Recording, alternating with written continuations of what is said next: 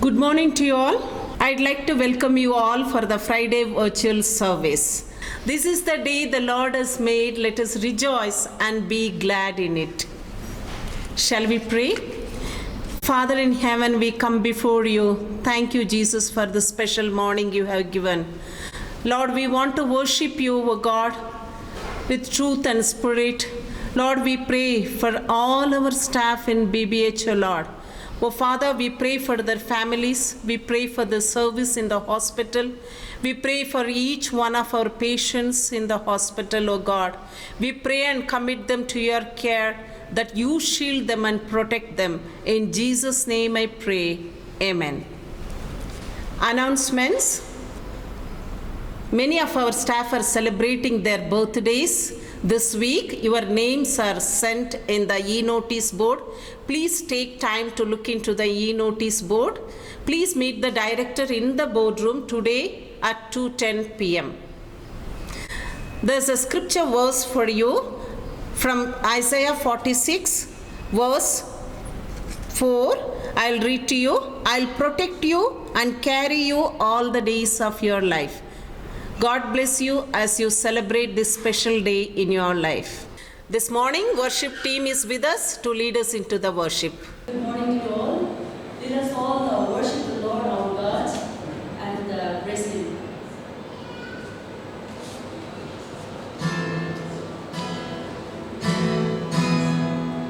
Everyone needs compassion. Love stands never failing. Let mercy fall on me. Everyone needs forgiveness, the kindness of the Savior, the hope of nations.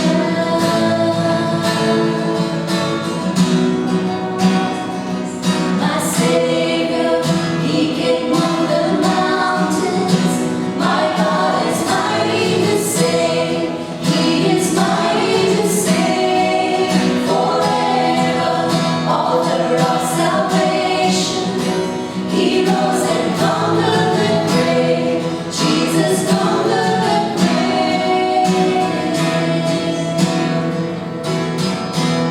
So take me as you find me, all my sins and failures. Fill my life again. Give my sight to follow everything I believe in. Now I surrender.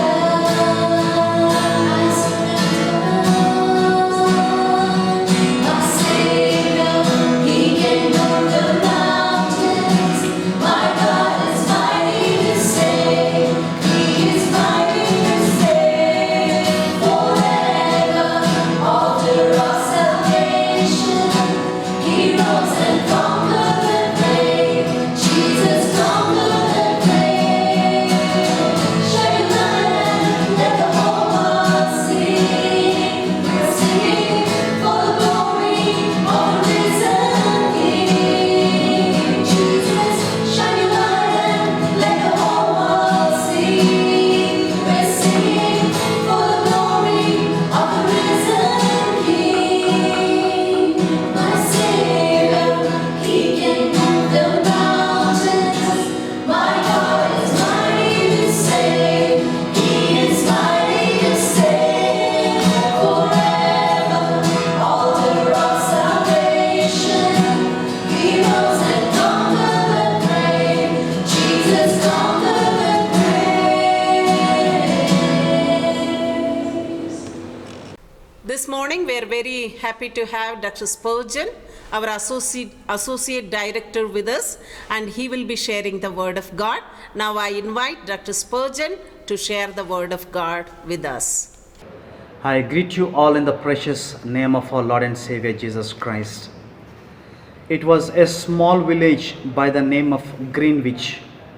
That was a time pneumonia epidemic was going on in that place.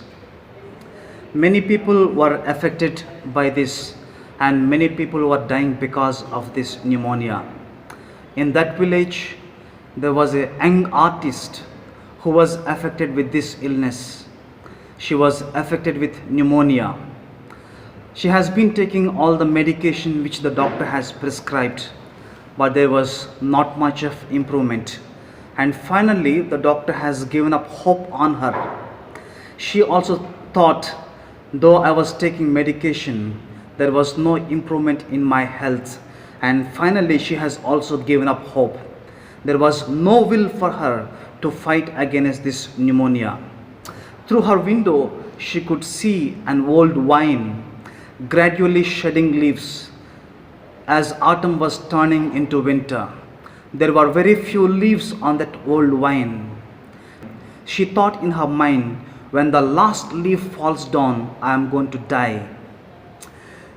This message was conveyed to one of the old artists in that village.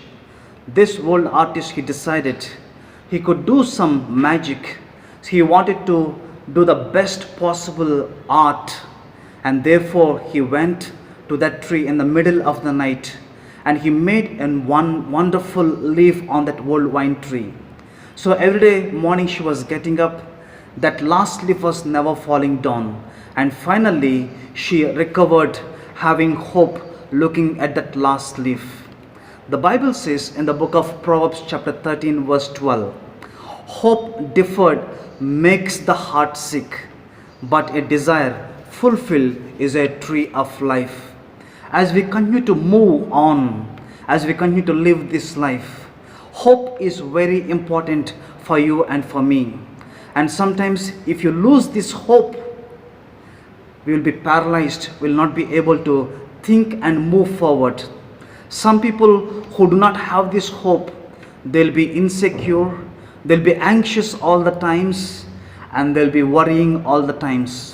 This reminds of the passage which Jesus spoke, in the gospel according to Matthew chapter 6. From verse 25 to verse 34, these 10 verses, Jesus was talking about how not to worry. He was giving multiple reasons. He was trying to give multiple illustrations why we should not worry about this life. He starts in Matthew's gospel chapter 6 verse 25 like this. For this reason, I say to you, do not be worried about your life as to what you will eat or what you will drink, nor for your body as what you will put on. Jesus was telling there is no reason for us in this life to worry about anything. And then he gives a couple of illustrations. As we understand, as we observe and understand these illustrations which Jesus gives, we'll be able to comprehend the mind and the message of Jesus Christ. He was telling, look at the birds of the air. They do not sow, they do not reap, they do not harvest. Even they do not store the food for them. But every morning when they get up, the Heavenly Father is so concerned about the birds of this air. He provides food for them every single day. He says in Matthew's Gospel chapter 10, verse 29 and verse 30, are not 2 sparrows sold for a penny? Even though the amount was very little, not even a single sparrow will fall to the ground without the knowledge of the Father. That is a care that the Lord wants to give to His creation, even the tiny little sparrows. And then Jesus was talking about the flowers in the field. Jesus said, they do not labor, they do not spin. But even Solomon with all his splendor was not dressed like one of these things. The flowers of the field and the lilies, they stay for a day and the next day they wither. But look at the care that the Heavenly Father gives to these little flowers and the lilies. And Jesus says, if that is the care that I give for these little birds of the air and the flowers that are there in the field, how much more you are valuable in my sight. We are the pinnacle of the God's creation, and we are valuable in the sight of God. And God wants us to live this life without any worry. And finally, Jesus concludes this message saying in Matthew's Gospel chapter 6 verse 33, seek ye first the kingdom of God and His righteousness, and all these things shall be added unto you. He wants us to seek Him and His kingdom and His righteousness. What is the kingdom of God? The Bible says the kingdom of God is righteousness, peace, and joy in the Holy Spirit.